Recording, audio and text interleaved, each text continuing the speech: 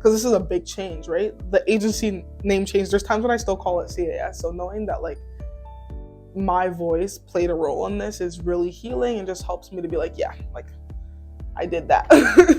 So I was part of the rebranding committee, and I can speak from my experience that it was a very in-depth conversation. We worked really hard to ensure that we listened to the community, our partners, our clients, all wide range of the community, including like our youth in transition, foster parents, to make sure that we listened to what their input was. And I think the name that we have now really reflects what our community asked for. I believe that obtaining direct feedback from communities and families that we work with grounds the strategic plan in their voices, keeps us accountable to our families and the community as a whole. It transparently outlines that on every layer of our agency, we continue to prioritize the safety and well-being of children and the strengthening of families. I think the best example of diversity, equity, inclusion coming to life in my work is really about the feedback that I'm hearing about our rebranding process and our strategic plan. So I've been hearing from racialized and newcomer communities, not only from Hamilton, but largely across the province, about the impact of the new name in terms of how communities are seeing that as a real change and a desire to be different. It's been fantastic seeing the response to the rebranding and to the strategic plan as a whole. It's really allowed us as an organization to be able to keep up with the evolving demands of the community and to make sure that our organization is reflective and representative of what those needs are for the community. So with this rebranding, we're able to focus on things like early intervention, family preservation, community consultation and collaboration, because it does take a village. So really being able to work with our community partners to ensure that our organization is keeping pace and able to provide the best resources and supports that we're able to. So what drew me to the board was the deep belief in the importance of early and ongoing support for children and families. Hamilton is a diverse and dynamic community, and I saw the opportunity to contribute to an organization that's committed to creating real systemic change, particularly for families who face barriers to accessing the resources they need. As a volunteer board member, seeing the community respond positively to this change reaffirms that we are listening and evolving in ways that matter. It shows me that we are building trust and that people feel seen and heard, which is exactly what our services are meant to do.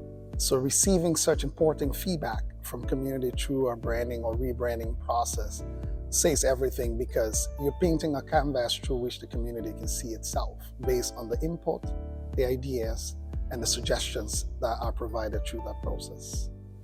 It's meaningful because the partnership is not just about our outcomes based on the plans that we set, but they are based on our ability to respond to the emerging needs in our community. And it's real, it's alive. The fact that children, youth, or even the broader community can see themselves within the identity of the organization is a very important piece, because I often say everything else evolves. We can put all the plans together, it evolves, but if the identity of the organization can be rooted in this community, then everyone feels like I'm part of this. But another piece of it also, I think, is the process of knowledge sharing and knowledge exchange. System level partnerships are very important, and this is what I would describe this as being. Very often our partnerships are limited to what programs we do together and what activities we do together. And that is also important. But system level partnerships help in really transforming the systemic approaches to these things. The programs help create the data, the information, the learnings.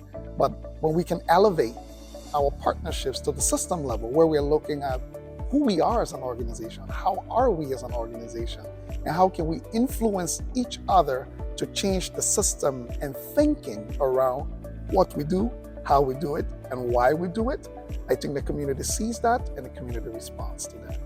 Our collaboration is very meaningful in the fact that our families are being heard. They are more willing to work with each other, making our organizations work collaboratively together. We do so at a level where it's more involvement, it's more personable. Each worker is getting involved in understanding where the family come from, their needs and wants within the family home. We always have supports and advocates for our families, so having that also gives them a confidence to use their voice and to be available, for conversations. We want them to be comfortable in using their voice, not being afraid to speak their minds and provide the needs that they need, and reaching their goals, and having that relationship, and even getting back to culture, getting back to their territory if need be, getting connected with different cultures in their families, building a healthier family connection. That's our overall goal, is to help with that piece. And working with the child welfare agencies is been successful in the last few years, for sure. And the new message that Hamilton Child Family Supports is trying to put out, that the family unit, it has a lot of different factors, and it's important to include everyone in the community, such as organizations and different partners, to make sure that the family is being strengthened and supported. It's very meaningful because we're able to come together and strengthen and build trust between families and Hamilton Child Family Supports, as well as our organization. We're able to help the families get support from different perspectives and different lenses in the community, such as legal, medical, and other angles that we may not all have the answers. So we're able to figure things out together and make sure that gaps are being filled.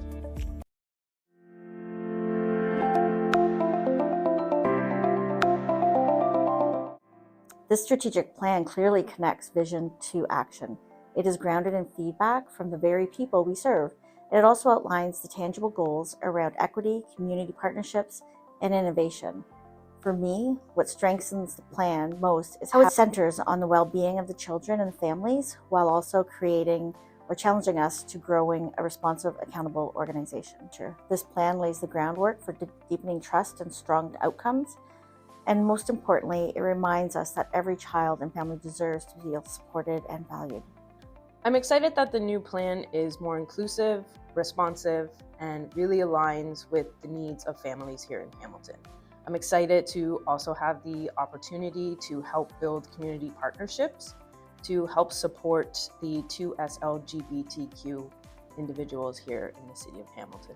This kind of engagement reinforces the importance of collaboration and listening, and it motivates me to prioritize inclusivity and responsiveness in the work that I do.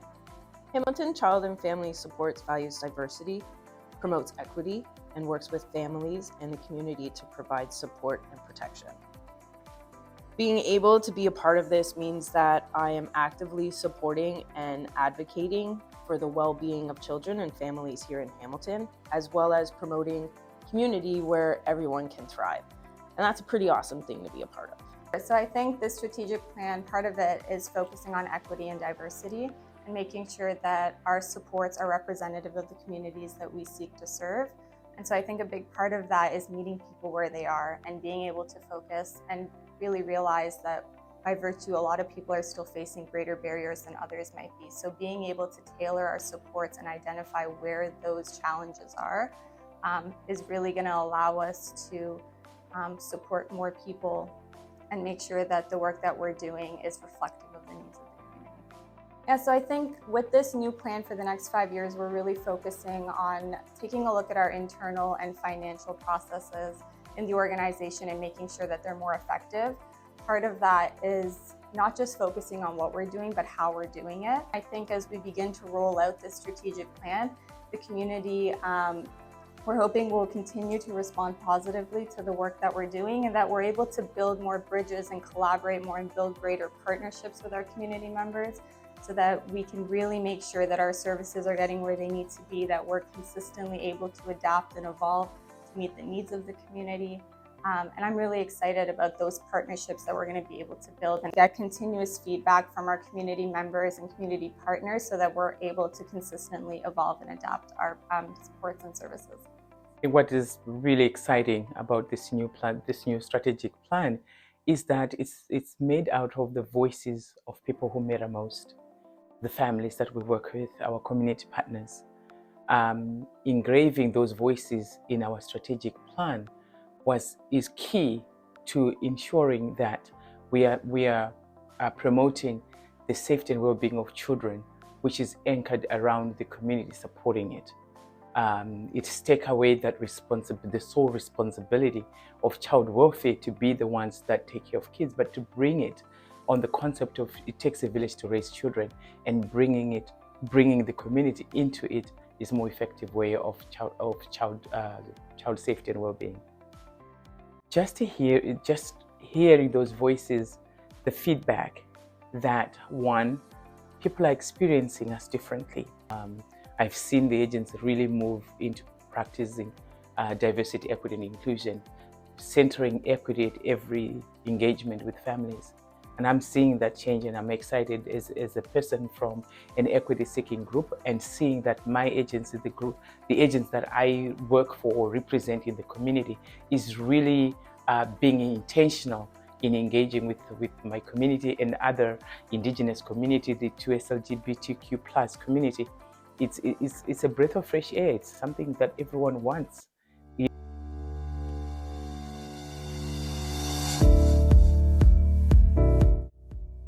It really gives me like just a joy to be like, yes, like we're finally able to express ourselves the way that we were supposed to as children.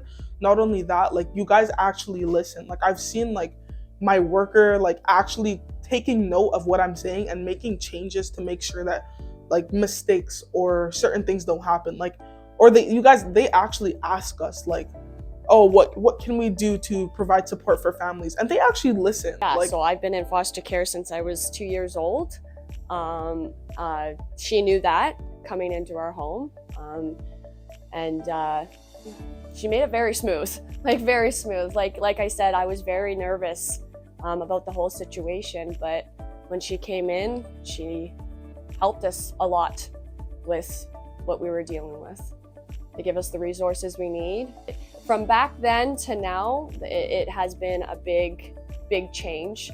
So we tell our story and then tell people it's not always going to be our story, but your story can be beautiful in its way too. So you have to put yourself out there, and it's a lot of paperwork and getting through the process, but it's all like, we thought it was pretty smooth, and it in the end was just, you can just see how much she cares and like puts her heart and soul into everything. It's a very big blessing, because like obviously when you're dealing with children and families and hardships and different situations, like the workers have to be open to it with their hearts, but not in a way that makes them vulnerable. But she does a very good job of balancing that. As they support the children, also they support the families, and I'm one of those examples. They support me and they support my children, and I am very thankful. When they asked me to be a foster parent, in the beginning I said, foster parents, it's hard. How am I going to be a foster parent? I start my life as a tailor and a dressmaker. So how I'm going to go back to be a foster parent? How I'm going to balance between the two things? The other thing, I feel I do something for the community. I do something for Canada. I love Canada. I do something for children who really need help. And that's what I'm doing now. I like it more the old name, because technically you are not just supporting the child, because I can hear and from the other parents and in my home too, like the workers support the children, and at the same time they go and support the families from the beginning.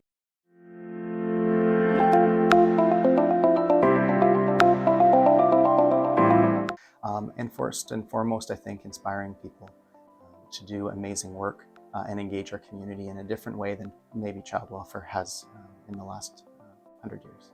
I think my hopes include developing more really amazing partnerships with community service providers, especially ethno-specific communities.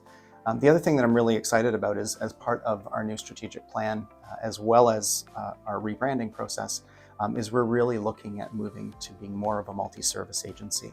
So families will have the opportunity to receive a wide range of services beyond what child protection services might be able to offer. And by doing so, our hope is that we'll be able to reduce the need for child protective services in keeping children, youth, and families together. Child welfare is a difficult and at times heartbreaking system to be a part of. For me, it is about the values that I bring into my work and the values that I see my colleagues bringing every single day. It is a privilege to sit with a child and listen to the details of some of their hardest days. I recognize that privilege and I feel the weight of that responsibility.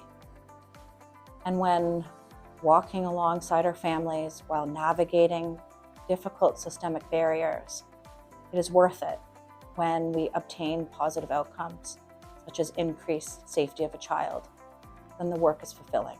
Like, being a part of the youth council 100%, I know that it's going to change the futures of the youths that are ahead of me. And it's also going to heal a little part of us that weren't able to get that, like, listening when we were younger, you know? So, like, it's really healing, it's really necessary, and I would say it's really empowering to see the strength and resilience of others, and it also encourages you to be bold to tell your story.